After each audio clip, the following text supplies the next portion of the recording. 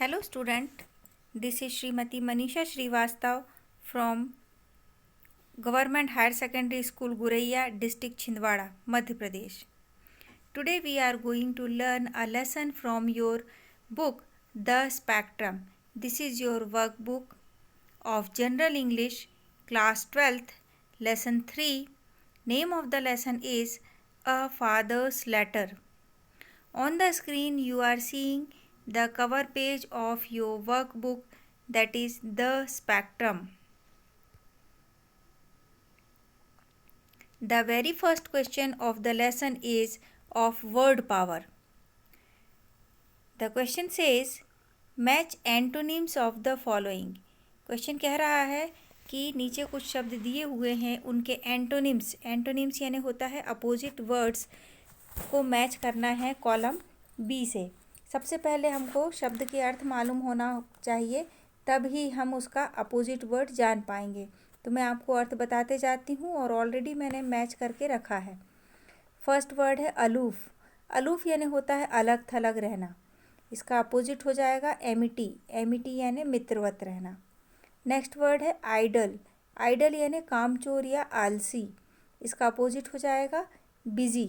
Busy या व्यस्त। Next word है डिस्पाइज। डिस्पाइज यानी होता है घृणा करना, हेट करना। तो उसका अपोजिट हो जाएगा लाइक यानी पसंद करना। नेक्स्ट वर्ड है वल्गर। वल्गर यानी अशिष्ट, अभद्र। इसका अपोजिट वर्ड होगा डिसेंट, सभ्य। नेक्स्ट वर्ड है पिक। पिक यानी होता है मनमुटाव होना। तो उसका अपोजिट हो जाएगा इंटरेस्टेड यानी रुचि होना। नेक्स्ट जो हमारे पास क्वेश्चन आ रहा है वो आ रहा है कॉम्प्रीहेंशन बेस्ड क्वेश्चन। कॉम्प्रीहेंशन जो अ फादर्स लेटर टेक्स्ट बुक का लेसन था उस पर बेस्ड ये क्वेश्चंस हैं। पहला क्वेश्चन है इसका, चूज़ द करेक्ट अल्टरनेटिव। दो अल्टरनेटिव्स यानी विकल्प दिए हुए हैं, उसमें से एक सही है और एक गलत है। हमको सही विकल्प को चुनना है। Question number 1, the author advises his son to learn never to conceive or conceal against others. Author अपने बेटे को सलाह देते हैं कि ये सीख लो कि कभी किसी के विरोध में, अगेंस्ट यानी विरोध में, धारणा नहीं बनानी है। तो धारणा बनाने के लिए जो वर्ड यूज़ किया गया है वो है कंसीव। कंसील हट जाएगा और सही आंसर होगा conceive. The author advises his son to learn never to conceive against others. Next question है, the father wishes his son to keep up appearances himself as an attack or a defence against the idle sneers of the world. लेखक चाहता है अपने बेटे से कि वह अपने आप को संसार की जो बुरी चीज़ें हैं उनसे बचा के रखे। तो अ डिफेंस, डिफेंस यानी बचाना और अटैक यानी आक्रमण करना। तो संसार की बुरी चीज़ों जो नज़र आ रही हैं उनसे अपने आप को बचा कर रखे। तो यहाँ आंसर हो जाएगा अ डिफेंस। टोटल सेंटेंस होगा, the father wishes his son to keep up appearances himself as a defense against the idle sneers of the world. सही आंसर अ डिफेंस।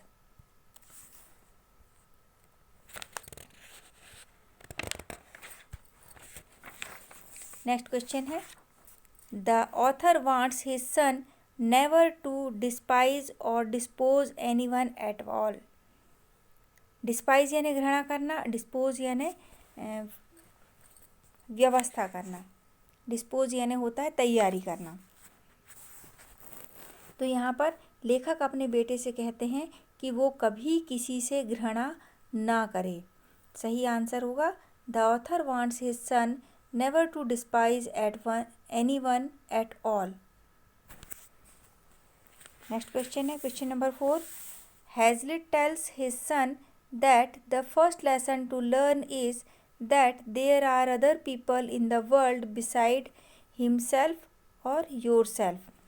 तो लेखक ने जो लेसन में सेंटेंस आया है उसमें बताया है कि वो अपने पुत्र को बताते हैं कि उसके अलावा भी और लोग हैं संसार में, सिर्फ वह अकेला नहीं है। ये चीज़ वो सीख ले। तो सही आंसर है हिमसेल्फ, योरसेल्फ नहीं आएगा। Hazlitt tells his son that the first lesson to learn is that there are other people in the world beside himself. Yourself ना होके क्या होगा, himself। ये सेंटेंस आपको टेक्स्ट बुक के लेसन नंबर 3 में मिल जाएगा। क्वेश्चन नंबर 5, ट्रू insanity और equality is the only true morality or wisdom। सच्चा पागलपन या सच्ची समानता, इंसैनिटी यानी पागलपन और इक्वलिटी यानी समानता। सेंटेंस हमारा जो बुक में आया है वो है true equality is the only true morality और विजडम। सच्ची समानता ही सच्ची नैतिकता और सच्ची बुद्धिमानी है। कॉम्प्रिहेंशन पर ही बेस्ड नेक्स्ट क्वेश्चन है। क्वेश्चन नंबर बी, से whether the following statements are true or false and put cross or tick in the boxes। बताना है हमको कि नीचे दिए गए स्टेटमेंट सही हैं या गलत हैं। यदि सही है तो हमको टिक लगाना है और यदि गलत है तो हमको क्रॉस लगाना है। Question number 1, the author doesn't feel himself physically fit. ये सेंटेंस लेसन के एकदम स्टार्टिंग में ही दिया हुआ है कि लेखक स्वस्थ महसूस नहीं करते थे, तो ये हो जाएगा सही, टिक लगाया। नेक्स्ट है, one should not anticipate evils because one can not have exactly as one wishes. कभी भी किसी के बारे में बुरी पूर्व धारणा नहीं बनाना चाहिए, क्योंकि हमेशा किसी को भी ठीक वही चीज़ें नहीं मिलती हैं जैसी वह चाहता है। तो ये बिल्कुल सही है, इस पे भी हमने टिक लगाया। नेक्स्ट क्वेश्चन है, the son was experiencing homely atmosphere at his school. लेखक के बेटे को घर जैसा वातावरण मिल रहा था स्कूल में। ये बिल्कुल गलत है, क्योंकि लेखक का बेटा स्कूल जाना ही नहीं चाह रहा था, कारण कि वो घर के वातावरण को नहीं छोड़ना चाह रहा था। तो इसको हमने लगा दिया cross. Question number 4, a student feels the same freedom at his school as his own home. एक विद्यार्थी अपने स्कूल में वही स्वतंत्रता महसूस करता है जैसी उसे घर पर मिलती है। तो ये बिल्कुल गलत है। घर पर बच्चे अपने मन से अपने हिसाब से रहते हैं, लेकिन स्कूल में कुछ नियमों का, कुछ रूल्स एंड रेगुलेशंस का पालन करना होता है। तो ये क्रॉस लगाया। नेक्स्ट क्वेश्चन है, question number 5, the son feels that his school fellows do not take care of him. लड़का ये महसूस करता है कि उसके स्कूल के साथी उसका ध्यान नहीं रखते हैं। ये बिल्कुल सही है, बच्चे को ऐसी भावना मन में आती है। नेक्स्ट है रीडिंग टाइम। रीडिंग टाइम में एक पैसेज दिया हुआ है, ये पैसेज हम पढ़ेंगे। मैंने आपको फर्स्ट लेसन में ही बताया था कि आपको रीडिंग टाइम में 2 पैसेजेस आते हैं। तो जो फर्स्ट पैसेज रहता है वो 12 मार्क्स का होता है और जो उसका सेकंड पैसेज रहता है वो 8 मार्क्स का रहता है। तो जो फर्स्ट पैसेज है 12 मार्क्स का, उसकी प्रैक्टिस हम यहाँ पर कर रहे हैं। इसमें हमें पहले पैसेज पढ़ना है, फिर पैसेज से रिलेटेड ही क्वेश्चंस दिए हुए हैं जिनके हमें आंसर करने हैं। पैसेज में ही उनके आंसर हमको मिलेंगे। यहाँ पर मैं आपको पैसेज पूरा एक्सप्लेन करती हूँ, फिर क्वेश्चन आंसर करेंगे। Read the following passage carefully. Passage को ध्यानपूर्वक पढ़ना है। Studies serve for delight, for ornament and for ability. Starting में ही बता दूं कि ये जो पैसेज है ये इंग्लैंड के एक महान लेखक, निबंधकार, एसेइस्ट बैकन की ऐसे ऑफ स्टडीज़ से लिया गया एक छोटा सा अंश है, जो बहुत ही सिंपल और कंप्रेस्ड पैटर्न में लिखने के लिए जाने जाते हैं बैकन। तो उनका एक भी वाक्य जो है वो अपने आप में पूरे एक निबंध को समेटे हुए है। तो यहाँ हर वाक्य बहुत महत्वपूर्ण है, ध्यान से समझें। Studies serve for delight, for ornament and for ability. पढ़ाई हमें खुशी देती है, ऑर्नामेंट यानी आभूषण का काम करती है, एंड फॉर एबिलिटी और हमारी क्षमता को बढ़ाती है। Their chief use for delight is in privateness and retiring. पढ़ाई का मुख्य उपयोग जो हम डिलाइट खुशी पाने के लिए करते हैं वो एकांत में, और रिटायरिंग जब हम थकान दूर कर रहे होते हैं तब। जैसा कि यहाँ पे आप पिक्चर में देख रहे हैं, एक अकेला व्यक्ति है, हाथ में बुक पकड़े हुए है, ये इसका प्राइवेटनेस यानी अकेले में है, और रिटायरिंग यानी आराम कर रहा है। टायरिंग यानी थकान, रिटायरिंग यानी उस थकान को दूर करना। For ornament is in discourse, और आभूषण के रूप में हमें पढ़ाई तब नज़र आती है जब व्यक्ति भाषण दे रहा होता है या बातचीत कर रहा होता है। And for ability is in the judgement and disposition of business, और क्षमता के रूप में पढ़ाई हमें तब नज़र आती है जब व्यक्ति अपने बिजनेस कार्य से संबंधित कोई तैयारी कर रहा होता है, तो वहाँ पर हमें पढ़ाई का एबिलिटी वाला पक्ष नज़र आता है।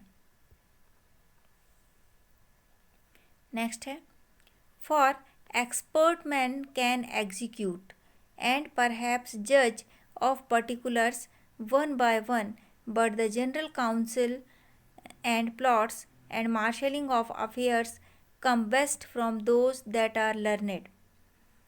एक्सपर्ट मैन कैन एग्जीक्यूट, जो एक्सपर्ट यानी विशेषज्ञ लोग रहते हैं वो कार्य को बहुत अच्छे से अंजाम दे पाते हैं। एग्जीक्यूट करना यानी संपादित करना, निष्पादित करना। एंड परहैप्स जज ऑफ पर्टिकुलर्स, और शायद उस पर्टिकुलर फील्ड की बारे में सही निर्णय दे पाते हैं, वन बाय वन, एक के बाद एक।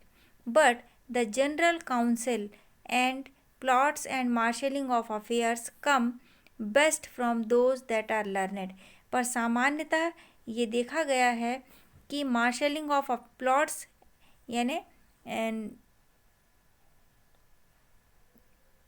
विचार करना, कोई योजना बनाना, और मार्शलिंग ऑफ अफेयर्स यानी कार्यों की प्राथमिकता निर्धारित करना, ये ज़्यादातर हमें लर्नेड लोगों में बहुत अच्छा देखने को मिलता है। To spend too much time in studies is sloth, बहुत ज़्यादा समय पढ़ाई में देना ये एक आलस का तरीका है। To use them too much for ornament is affectation, पढ़ाई को बहुत ज़्यादा आभूषण की तरह यूज़ करना, उपयोग करना, अफेक्टेशन यानी दिखावा है या बनावटी बर्ताव है। To make judgement wholly by their rules is the humour of a scholar, और कई बार सिर्फ नियमों के आधार पर निर्णय ले लेना ये भी किसी विद्वान को हंसी का पात्र बना देता है। मतलब सिर्फ रूल्स नहीं, कुछ अनुभव भी रखना जरूरी है। They perfect nature and are perfected by experience, पढ़ाई जो है हमारी प्रकृति को, हमारे स्वभाव को परफेक्ट बनाती है, और ज़्यादा परफेक्ट होते हैं हम बाय एक्सपीरियंस यानी अनुभव के द्वारा। For natural abilities are like natural plants that need pruning by study, and studies themselves do give forth directions too much at large, except they be bounded in by experience. Natural abilities are like natural plants, जो प्राकृतिक क्षमताएं रहती हैं बिल्कुल वैसे ही होती हैं जैसे कि ये प्राकृतिक पौधा है। That need pruning by study, और उसकी यदि हमको प्रूनिंग करनी है यानी काट छाँट करनी है तो वो प्रूनिंग जो होती है उसको हम बोल रहे हैं स्टडी। और जब वही प्राकृतिक क्षमताओं को स्टडी की प्रूनिंग मिलती है तो हमको एक नया ही स्ट्रक्चर नज़र में आता है। तो ये जो that do give fourth direction too much at large, पढ़ाई अपने आप में ही हमको दिशा निर्देश दे देती है कि हमें क्या करना है, कैसे करना है।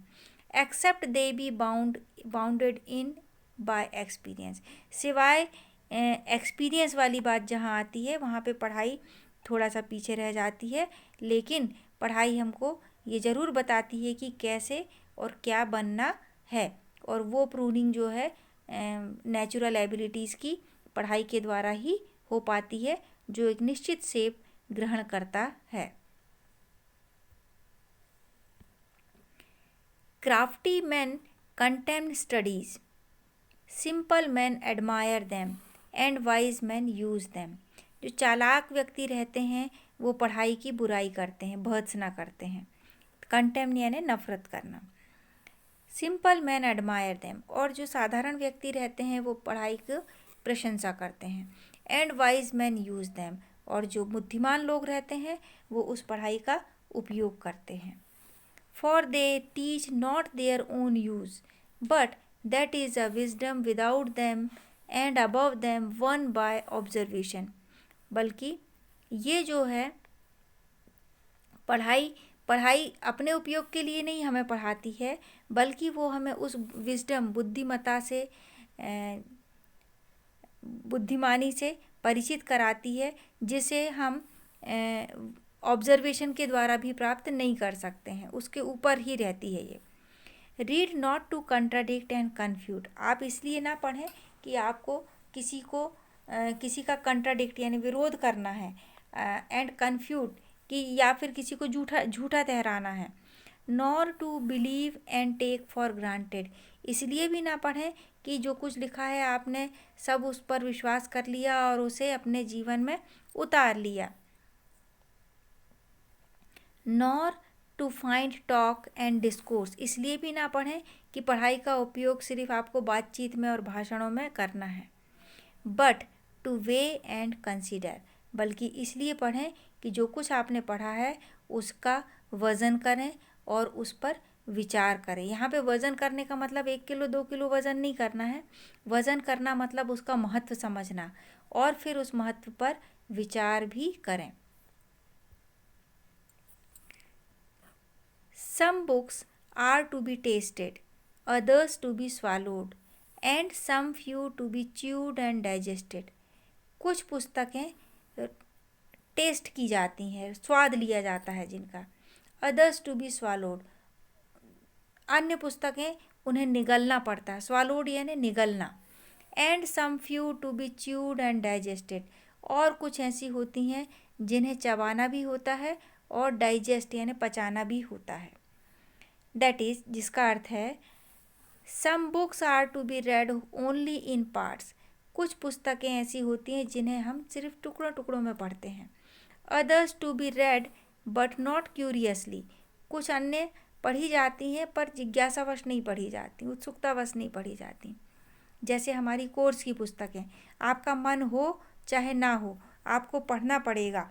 तो ये क्या है, ये वो वाली बुक है जो आप स्वालो कर रहे हो, निगल रहे हो ज़बरदस्ती। बिल्कुल वैसे ही जैसे स्वस्थ होने के लिए गोलियां निगलनी पड़ती हैं, टैबलेट्स लेनी पड़ती है, वैसे ही आप इन पुस्तकों को निगल रहे हैं। And some to be read wholly and with diligence and action, और कुछ पुस्तकें ऐसी होती हैं जिन्हें आप पूर्ण समर्पण के साथ पढ़ते हैं, पूरी परिश्रम के साथ, डिलीजेंस यानी परिश्रम के साथ, एंड एक्शन, और फिर उस चीज़ को अपने जीवन में उतारते भी हैं।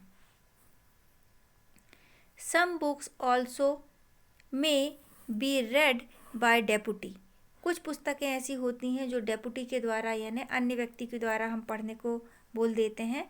And extracts made of them by others, और उन पुस्तकों का जो एक्सट्रैक्ट यानी सार संक्षेपिका रहती है वो दूसरे लोग बना देते हैं।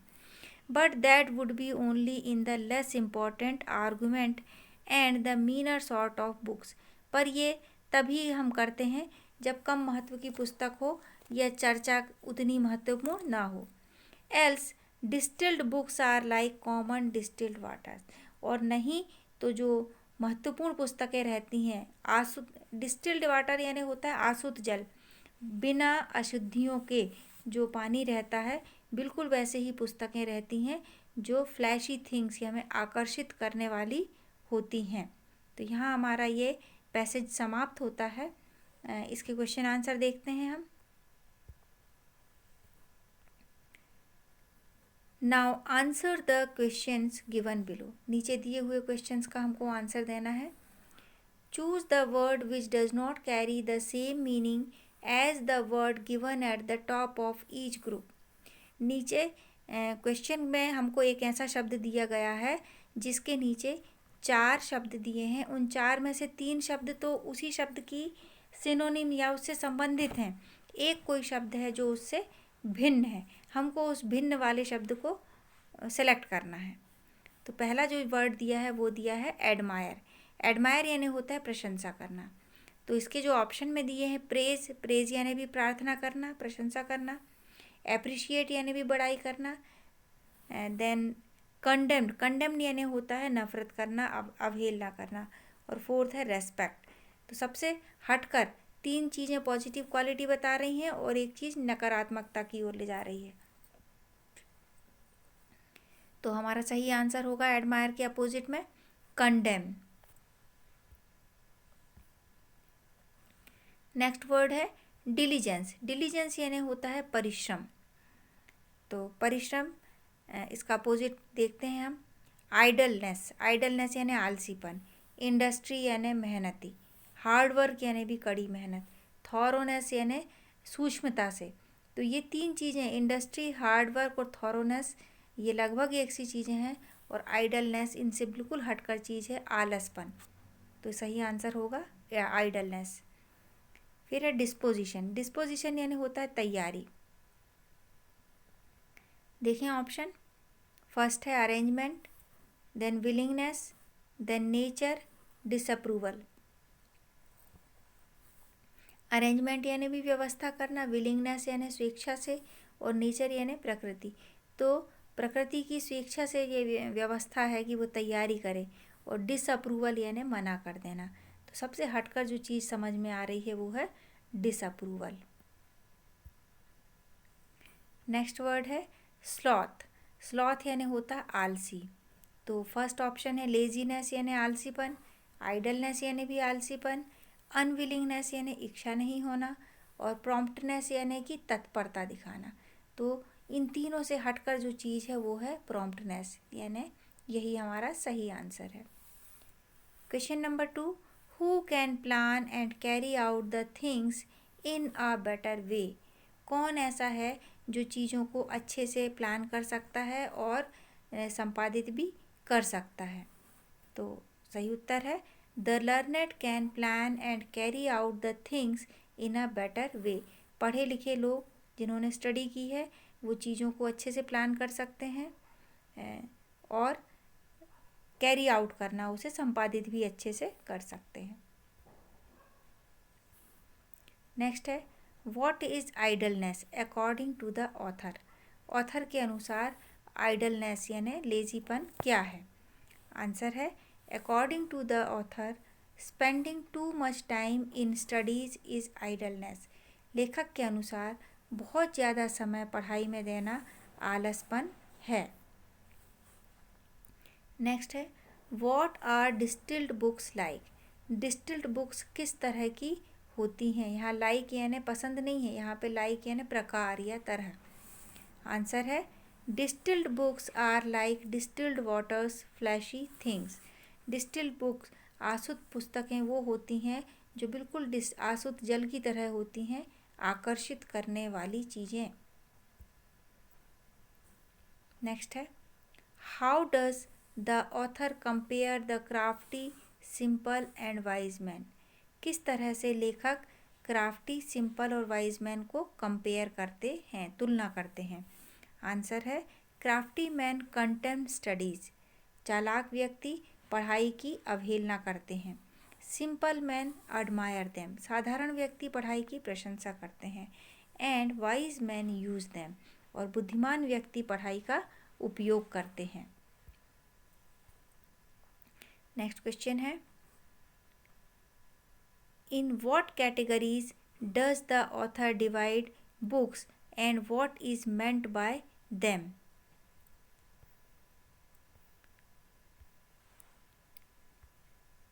Some books are to be tested.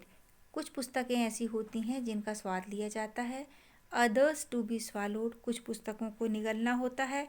And some few to be chewed and digested. और कुछ पुस्तकें ऐसी होती हैं जिन्हें हम चबाते भी हैं और पचाते भी हैं।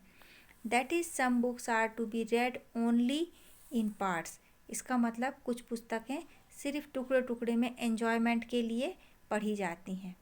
Others to be read but not curiously, कुछ अन्य पुस्तकें ऐसी होती हैं जिनको पढ़ते तो हैं लेकिन जिज्ञासावश नहीं पढ़ते हैं। And some to be read wholly with diligence and action, और कुछ पुस्तकें ऐसी होती हैं जिन्हें हम पूरे तरीके से पढ़ते हैं, पूरे परिश्रम के साथ और पूरे एक्शन के साथ जीवन में उतारते भी हैं। Some books also may be read by deputy and extract made of them by others, कुछ पुस्तकें ऐसी होती हैं जो डेपुटी के द्वारा पढ़वाई जाती हैं और उनका जो एक्सट्रैक्ट होता है, मतलब सार संक्षेपिका होती है, वो अन्य लोगों के द्वारा बनाई जाती है। तो यहाँ हमारा लेसन समाप्त होता है। मुख्य चीज़ जो मैं बताना चाह रही हूँ वो ये कि जो रीडिंग टाइम के अंतर्गत पैसेज हैं वो सारे पैसेज आपके 12 मार्क्स के अनसीन पैसेज में जो पैटर्न दिया है उस तरीके को उसको किस तरीके से सॉल्व करना चाहिए उसकी प्रैक्टिस के लिए दिए हुए हैं।